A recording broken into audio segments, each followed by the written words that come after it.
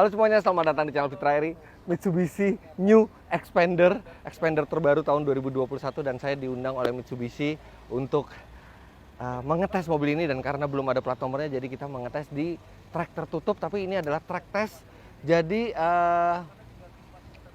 ada berbagai macam permukaan aspal di sini, kemudian juga kita bisa mengetes pengendaliannya dan kenyamanannya.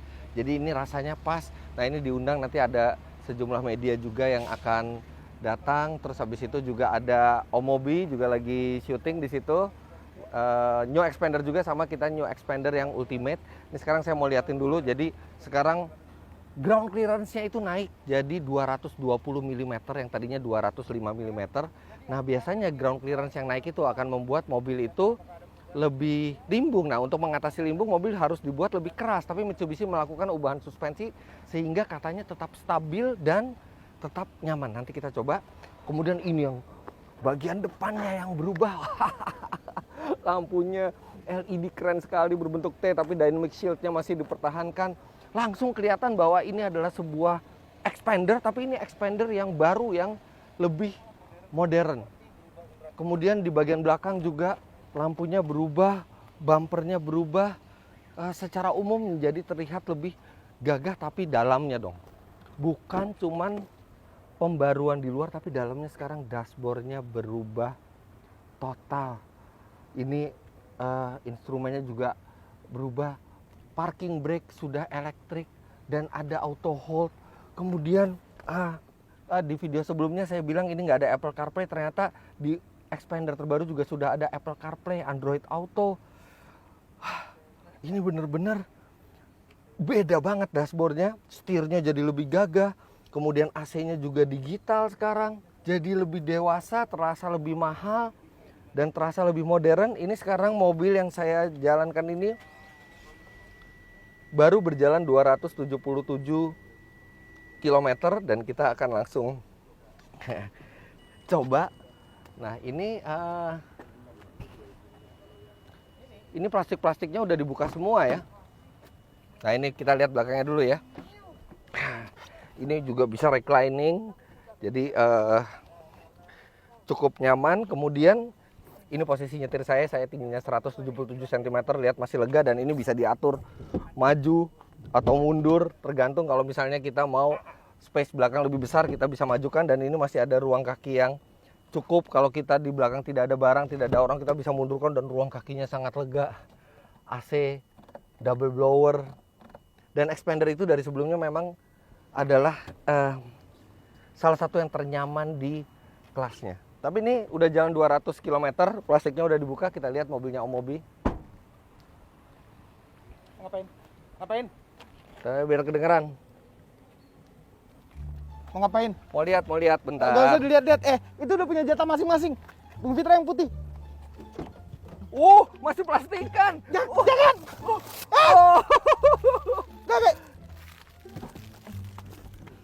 Bagi-bagi lah Om, bagi-bagi. Bukan mobil Omobi juga kan? Ya tapi kan jatahnya. Duluan.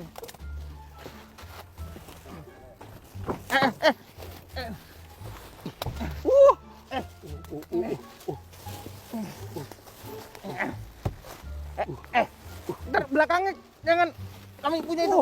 Ini puas banget. Wah, besar sekali. Ini belum dikretek. Oh my god. Pintunya. Au, suaranya. Au. Mana lagi yang belum? Mana? Enak. Pintu situ udah lagi. Ini. Ini belum dibuka juga. Oh my god, ini belum dibuka juga.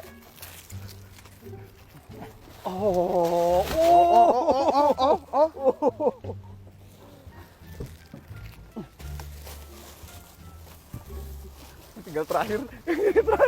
Diambil sama dia semua. Susah lagi.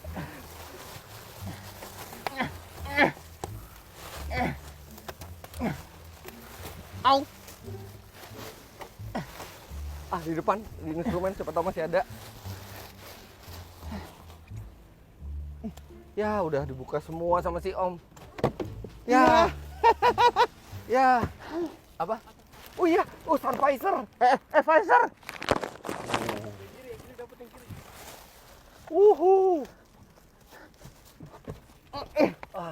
Om, Bung Fitra, Iya. Bung Fitra jatahnya tuh yang putih tuh. Iya, cuman yang itu udah dibuka. Kan kita sama-sama diundang ya. Posisi kita setara di sini. Kenapa Mobi dapat yang masih plastikan? Capek juga. Udah sana balik. Ada kepuasannya juga melepas nih karena yang ini bener-bener baru. Ini mana bannya, lihat nih. Ini baru keluar dari pabrik banget. Bannya pakai Dunlop Ena Safe. Selamat menikmati.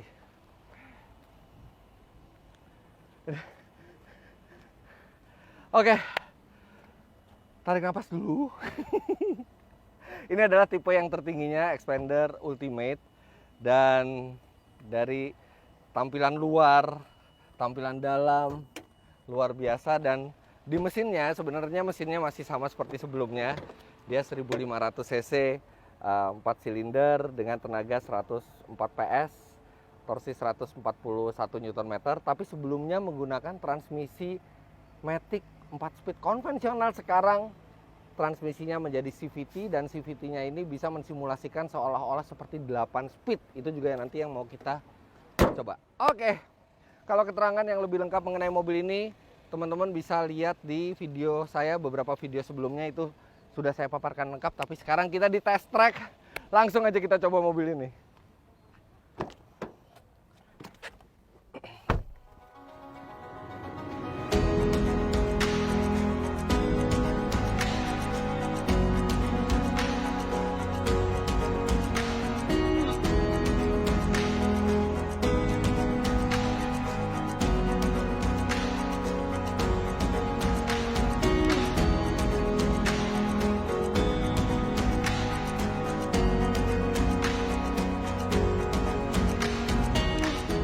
Sebelum berjalan kita atur dulu posisi duduknya, dan satu yang saya suka dari Xpander adalah pengaturan setirnya tilt dan teleskopik.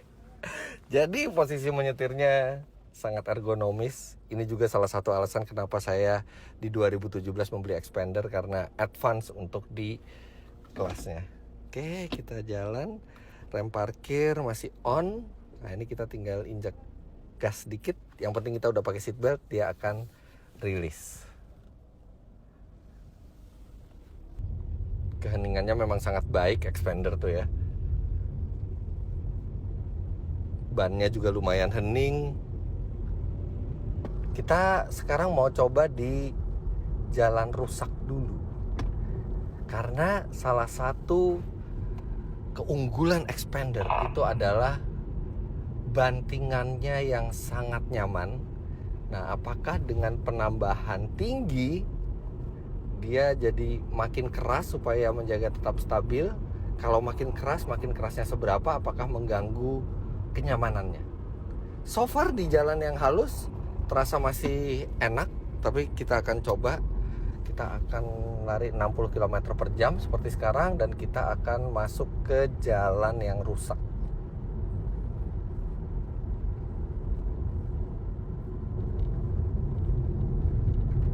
Oke, di jalan agak rusak, masih enak, masih empuk. Ini mirip sekali dengan Xpander sebelumnya. Sekarang yang lebih rusak lagi.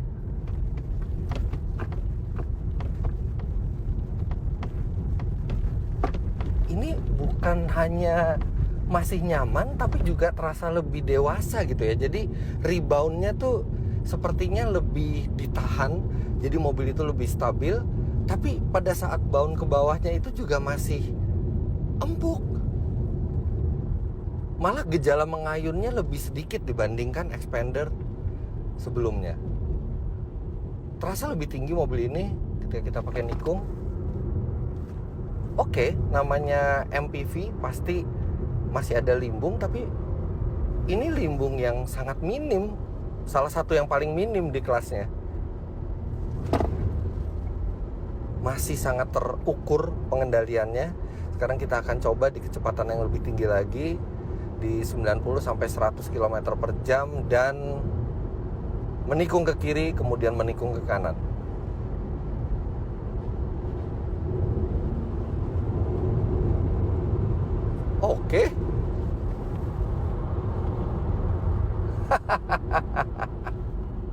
Aduh, ini mobil pelan sekali.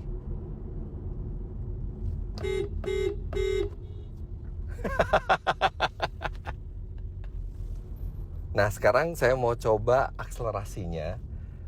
Jadi akselerasinya itu saya pengen merasakan CVT yang disimulasikan seperti transmisi 8 speed. Coba sekarang kita masukkan ke sport. Ada satu tombol di sini, DS. Oke.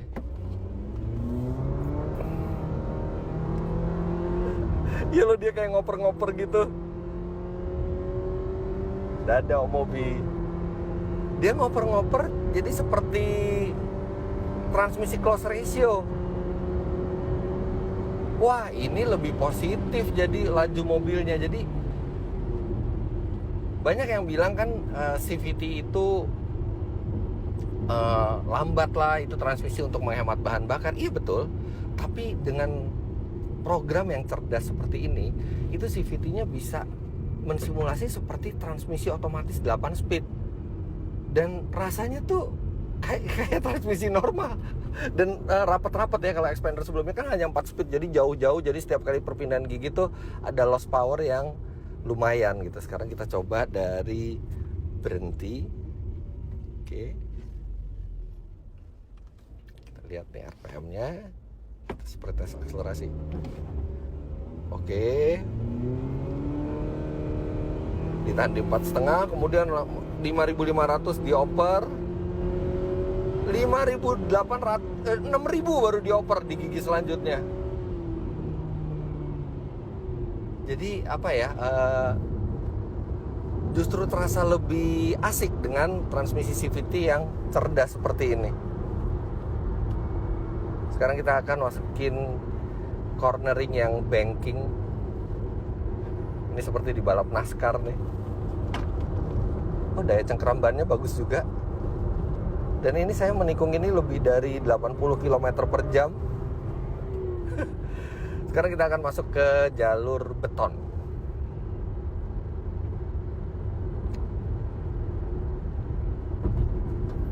Melewati sambungan-sambungan jalan. Ini mungkin mirip di tol Japek ya. Oh, ini halus banget ini.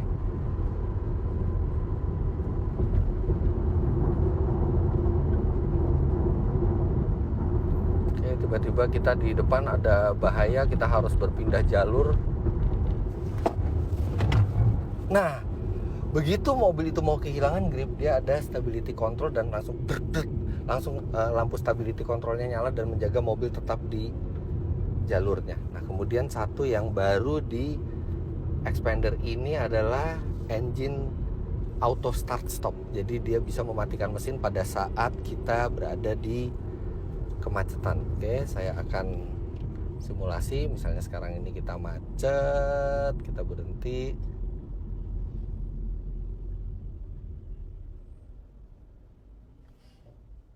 Mati mesinnya. Seperti mobil-mobil premium. Dan ini akan membuat konsumsi bahan bakar akan semakin tereduksi. Ketika kita lepas rem, dia langsung nyala secara otomatis dan halus. Nah, fungsi dari auto start stop engine ini seperti saya bilang tadi adalah untuk menghemat bahan bakar. Padahal sebelum ada fitur ini di expander itu salah satu yang terhemat di kelasnya. Hasil pengetesan saya itu di kecepatan 22 km per jam rata-rata itu mobil ini masih bisa di kisaran 12 km per liter. Apalagi dengan adanya auto start stop ini akan membuat konsumsi bahan bakar di dalam kota semakin hemat. Belum lagi transmisinya juga CVT yang secara nature itu membuat mesin berputar di RPM yang lebih rendah dan mengurangi penggunaan konsumsi BBM. Jadi wajar kalau misalnya mobil ini nantinya bisa lebih hemat dibandingkan expander sebelumnya. Karena secara aerodinamika sama, secara mesin sama, tapi secara transmisi dan fitur itu lebih mendukung ke arah konsumsi bahan bakar tanpa menghilangkan performanya. Saya coba lagi ya, jalan rusak.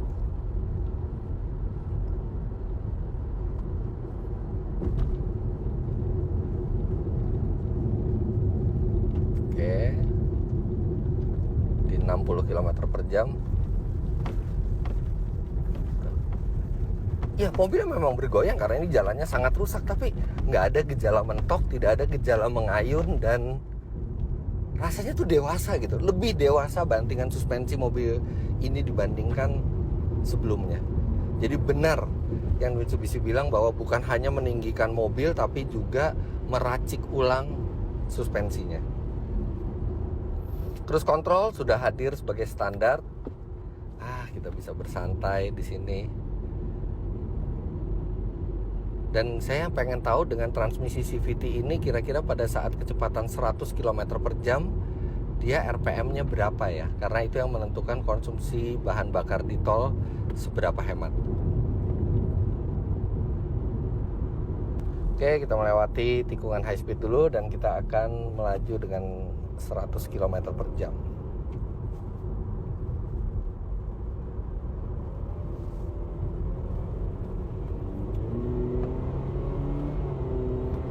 Naikkan kecepatan 100, kita jaga konstan.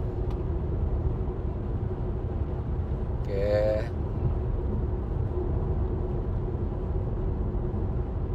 Putaran mesin hanya di kisaran 2000 rpm. Rendah sekali itu. Nah, ini pada saat berjalan di kecepatan rendah juga transmisinya itu seolah-olah berpindah gigi seperti transmisi otomatis 8 speed. Jadi ya emang terasa lebih natural. Setirnya juga terasa responsif. Serta ini, nah kalau misalnya Anda bisa lihat, setiap kali setelah saya zigzag itu setir itu langsung kembali ke center secara sigap. Jadi ini sangat membantu untuk membuat mobil itu lebih terkendali di jalan seperti ini. Dia langsung kembali ke tengah setirnya.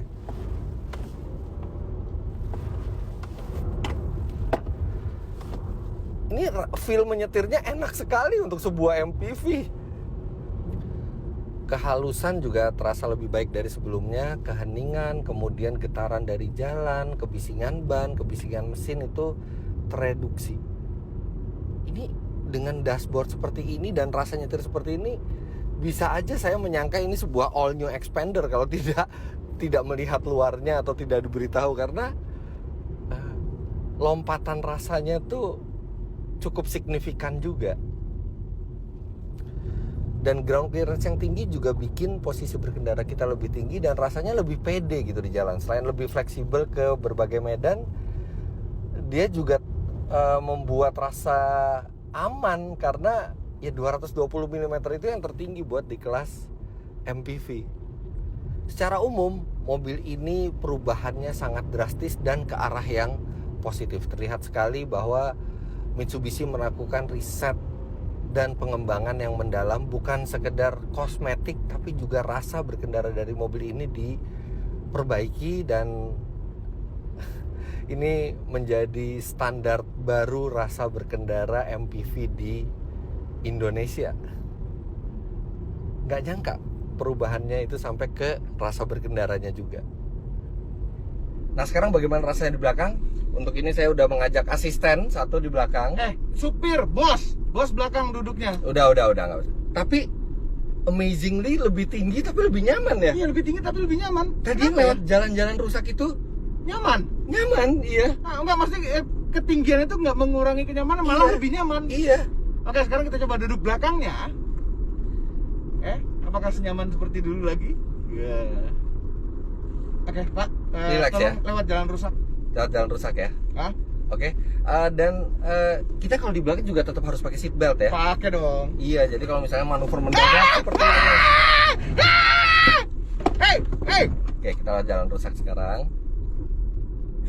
Supir gila. Kok gila sih? Itu supir yang mengetes kemampuan mobil. Oke, Jalan rusak. Kan? Ini rusaknya ekstrim loh. Iya, ini kerasa reboundnya lebih ditahan, jadi lebih apa ya? Nggak ngayun-ngayun. Nggak ngayun, iya betul, nggak ngayun. Di belakang masih nyaman juga. Iya. Udah gitu stability control juga berfungsi dengan baik. Nah, tuh. Allah, jangan mau pulang. Udah. Udah, langsung kita balik. Penumpangnya udah langsung kabur ke sana. Oke, jadi begitu kira-kira impresi pertama saya mengendarai Mitsubishi New Xpander ini. Jangan lupa Anda klik like bila menyukai video ini, komentar di bawah, dan subscribe ke channel Fitra Eri. Jika Anda belum, kalau mau tahu impresinya Om Mobi gimana, bisa ke channelnya Om Mobi. Terima kasih banyak Anda sudah menyaksikan video ini. Sampai jumpa di video selanjutnya. Bye-bye.